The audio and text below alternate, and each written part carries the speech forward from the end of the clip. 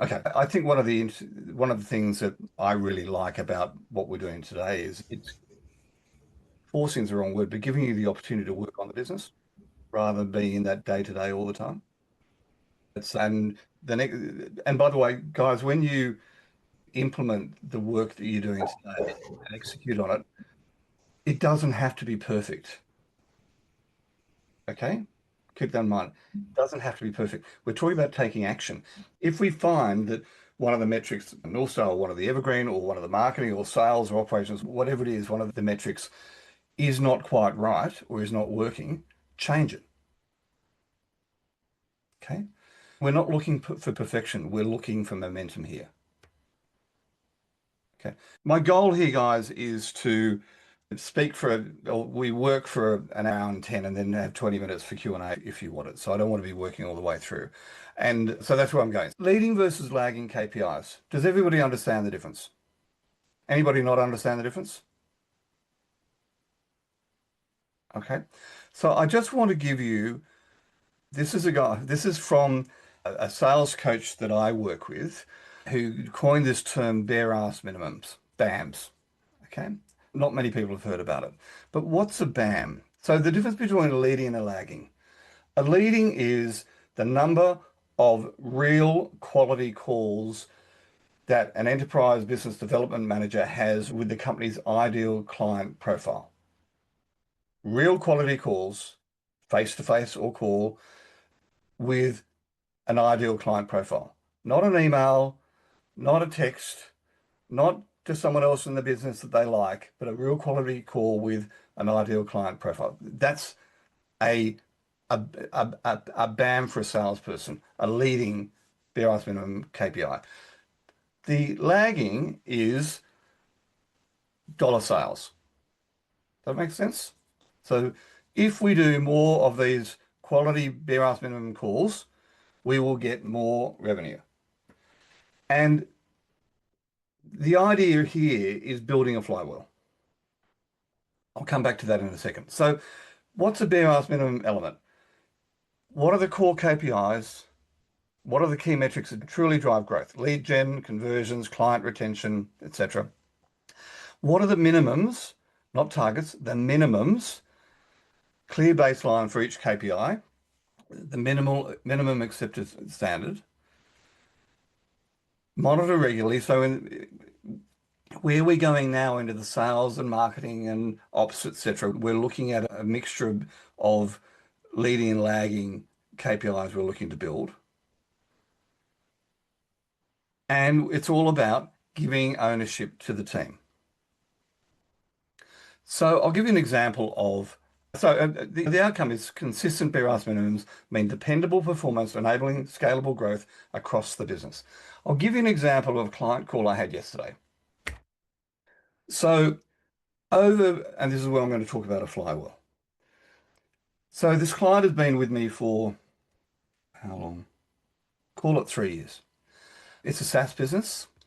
We've grown it from revenues of about 3.5 mil to revenues of 17 mil today over 3 years. And the business has grown from about 20 FTEs to 70 in 3 years. So really good growth. The next 3 years, we're looking to grow to about 110 FTEs and we're looking to go to 35 mil revenue. Now, the thing about that, so it's good growth, and more importantly, it's getting more profitable every year. We've gone from 5% to 10%. We're at 12% now. We're going to be at 17% at the end of next year and starting to churn profit back to the owners.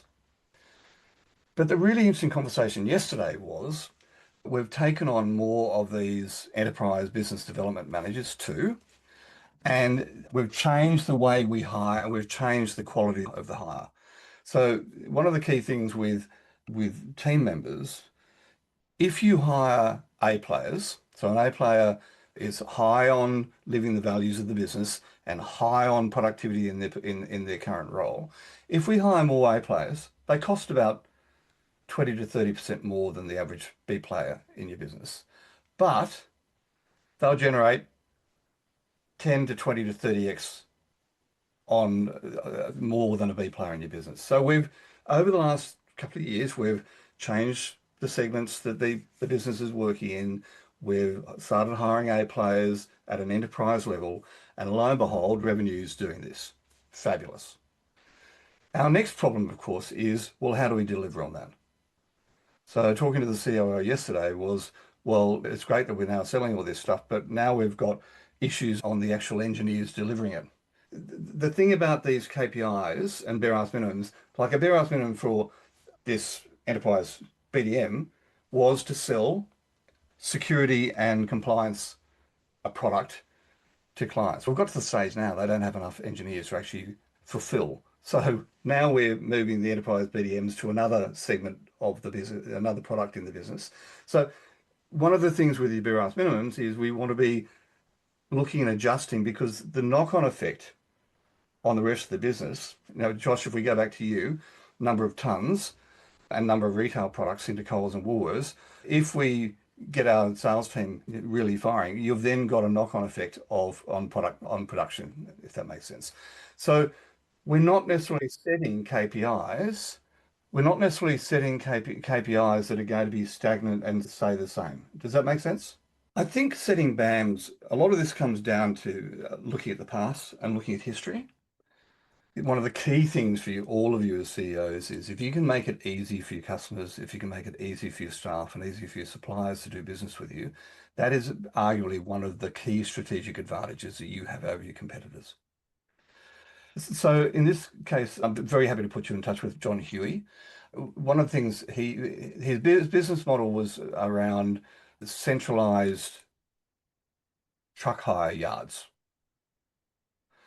And it's only a new business. I think they've imported, call it 35 trucks in the first year, and they're now in year 3. So he started by having the centralized yards, and what he realized along the way with his experimentation was there are different ways of doing it. Oh, and it was also in Brisbane. So now he puts rental trucks in places like Kennards, self-storage, in places like Bunnings, like locations where people are going to need a truck to actually move stuff. Now, hasn't done it before, so they're making it up as they go along. So a lot of these things can very well be gut feel. I think that's one of the things about CEOs and founders is we have experience. We may not get it right, and that's why I made the point. These things are not set in stone, but gut feel is the starting point. How many calls can this person, the BDM, physically make a day or a week? How hard is it to actually get to your ideal client? Yep. Gut is probably a good start. Yeah, okay. And how much of that is going to be driven by marketing and or sales? There's the two arms of marketing qualified leads, sales qualified leads. A lot of this is going to be gut, and you'll refine it over time. So don't be afraid of changing it once you've got it down pat. Okay? If you think about it, just think about what this presentation. Midday yesterday, no AI prompts. By 9 o'clock last night, I've got AI prompts all over the place. Okay, so the next step is we'll do one of these and one of these only, and you guys can choose. We can do sales, we can do marketing, we can do ops, we can do finance, we can do any one of these. But once again, a very simple prompt. In this case, sales, act as a sales ops expert. Help me select the top 3 sales KPIs. Ask about deals, pipeline, and conversion. Recommend 3 KPIs with definitions and benchmarks. I would add in there, now that I've just had that conversation about B.A.M.s, leading and lagging from the sales. So do we want to do sales? Thanks for tuning in to the Scale Up Growth Podcast. Make sure you hit subscribe so you'll be the first to know when the next episode drops.